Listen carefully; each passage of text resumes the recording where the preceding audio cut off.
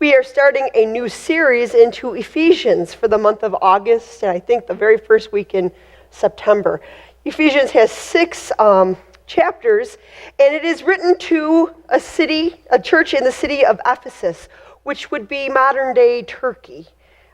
In modern-day Turkey, it was a city. Rome, the Roman Empire really loved the Greek Empire and tried to kind of recapture the past with the Greek Empire. And so the churches in Turkey were the original Greek Empire, and so Ephesus was very special to the Romans, as well as a lot of the other cities up there in that region.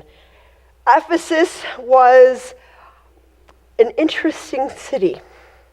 It had a very mystic side. They worshipped Diana. I believe that was the goddess of war, I think it is. They worshipped this goddess. They had some healers and soothsayers in there, and it was also very much into that Greco-Roman culture. And into this place, a church is born. We believe that the founder of the church is Apollos, not Paul. But Paul is writing from prison to this church in Ephesus. This church, he doesn't talk about anything that they're doing wrong. You know, there's other churches like the Corinthian church that has a lot of things wrong. And Paul writes to them and says, you really need to work on this. Galatians has some issues. But Ephesus doesn't have a whole lot of problem. Paul's just going here. This is who you are in Christ in the first 3 chapters. You're called. You're called in Christ. And now go and be in Christ and live out in Christ in the last 3 chapters. And so we have this dynamic between the call and being in Christ. And so Paul writes a church at Ephesus about their call in Christ and being in Christ. Eugene Peterson says Ephesus, the book of Ephesians, is actually practicing resurrection. What does it look like to practice resurrection in this world where death gets the biggest headlines? I believe there's a quote after this, if you can just hit the next slide.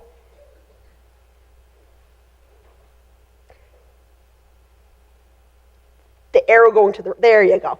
Church is an appointed gathering of named people in particular places who practice a life of resurrection in a world in which death gets the biggest headlines.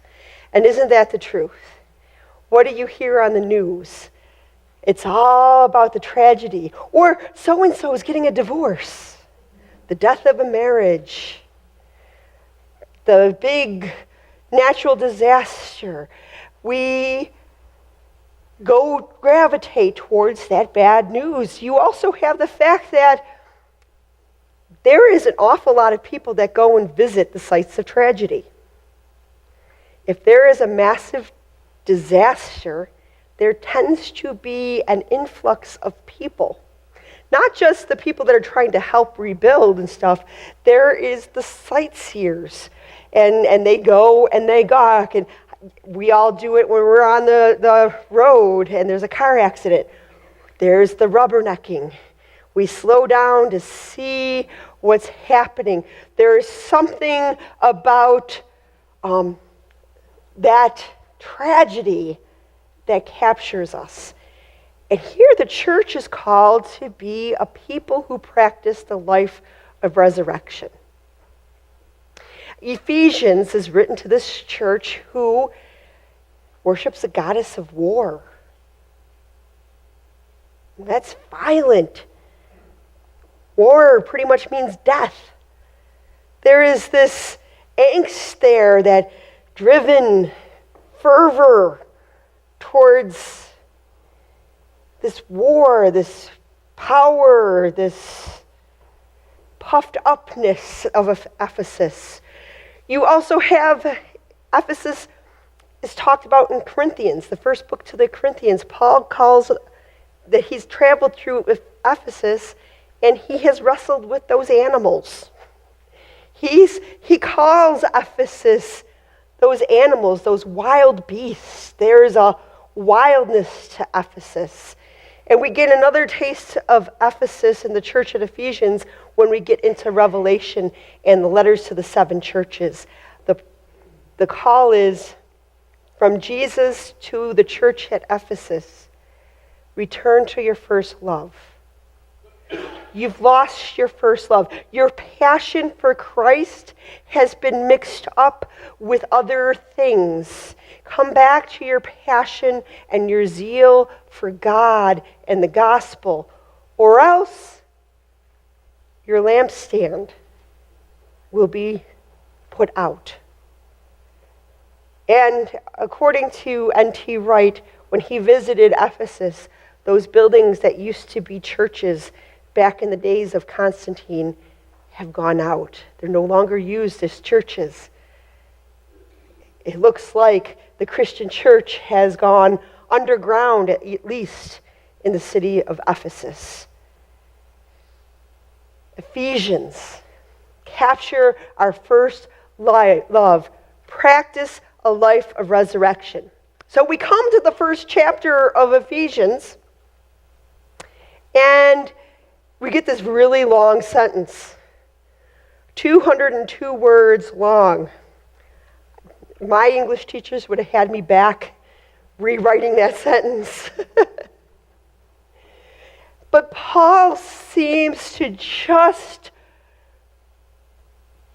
bleed onto the paper. In Christ, you have all of this.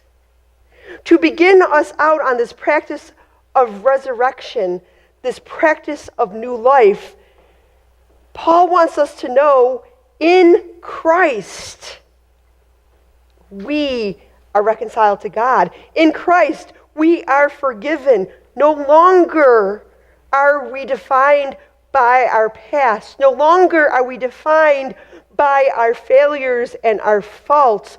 So anything that holds you back and says, no, I can't because, that's all negated. You can because you've been forgiven. You can because you're in Christ and you're a new creation. You can live this new life because in Christ you have been adopted as a child. And as I was telling the kids, where do we learn everything? In family. Our first place that we learn anything is in our family. Moms and dads and grandparents teach us how to talk. They teach us how to communicate. They teach us how to eat with a spoon and a fork. They teach us how to put on our clothes. They teach us that there is a time to go to bed, there's a time to wake up, there's a time to eat, there's a time to play. Our parents teach us the basics of life and give us our start. Humanity is meant to learn within community. In Christ. In Christ, we have been adopted. So we have a new family. And together, you and I are learning how to live new lives. In a world that is fascinated by death, sensationalizes death, which causes fear and anxiety. We are the church in Christ, learning how to live with a peace that passes all understanding. Learning how to forgive like Christ has forgiven us. Learning how to have hope in the midst of despair. Learning how to walk in Christ. To be a people who sees 5 loaves and 2 fishes and says, I can feed 5,000 people. To be a people who can see healing where others are just throwing people out. Throwing out relationships. Making everything disposable. We are the people of Christ who says, All are valued. All are welcome. No one is beyond God's grace. And to show it, there's no one I won't eat supper with. There's no one I won't sit with. There's no one who can be kept from this table because Christ doesn't allow anybody to be kept from the table. When Christ saw people being left out, Jesus overturned the tables of the temple. In Christ, there is no Jew or Gentile. There is no male or female. In Christ, there is no Democrat or Republican. In Christ, there is no division. In Christ, we are adopted and equal children of God, learning how to love, forgive, learning how to be faithful in relationships, learning how to think outside of ourselves, learning how not to be motivated by fear, learning not to be people of scarcity, but people of abundance. In the lectionary, they're going through the reading of the multitude, the feeding of the multitude. 5 loaves, 2 fishes. He gave it all. He didn't fear that he wouldn't have anything for himself. He gave it all to the work of Christ.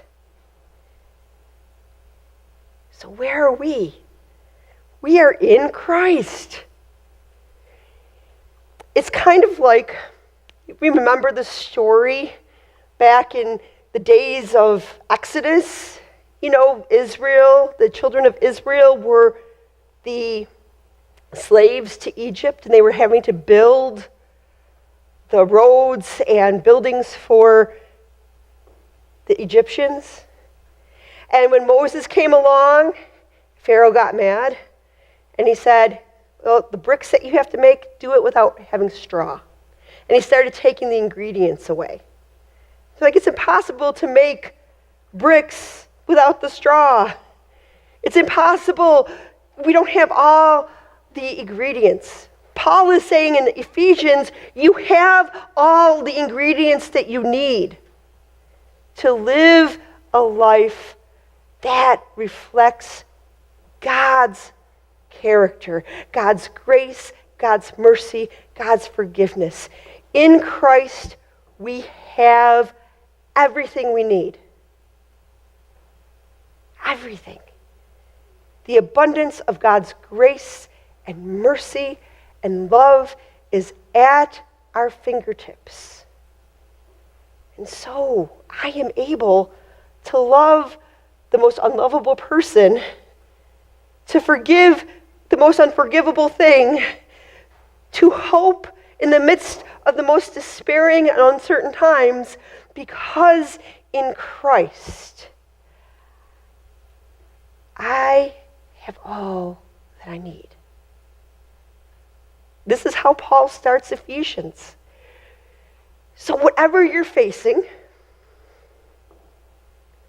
whatever your need is, this week, when you feel that anxiety coming on, when you feel the fear rising up, the anger, the frustration getting the better of you, let us say, in Christ. I am in Christ. I don't know how I can get through it, but I'm in Christ, so I have been given all that I need to be patient, to be kind, to be joyful, to be at peace, to trust that God is enough, and that God will lead me and provide me for me. In Christ, we are God's children. And just like each and every single one of you would never As Jesus says, never give your child a snake when they ask for bread or a fish. Just like you would give good gifts to your children, how much more is God, our loving heavenly parent, on our side and will give us what we need? God has given us all we need in Christ. Let us live in faith. Step out in faith, not to be people who are afraid and clinging onto what we have, but people who are free to share, to give, to be hospitable beyond what we think can be reasonable sometimes. God's hospitality goes beyond what is reasonable. God's love goes beyond what is reasonable. The world has seen reasonable hospitality, reasonable love, reasonable forgiveness. God is calling us to the crazy, to be an abundance of God's love and mercy and grace in the world. And in Christ, we have it all that we need to be what God has called us to be. And so, let us be in Christ and live in Christ. Amen.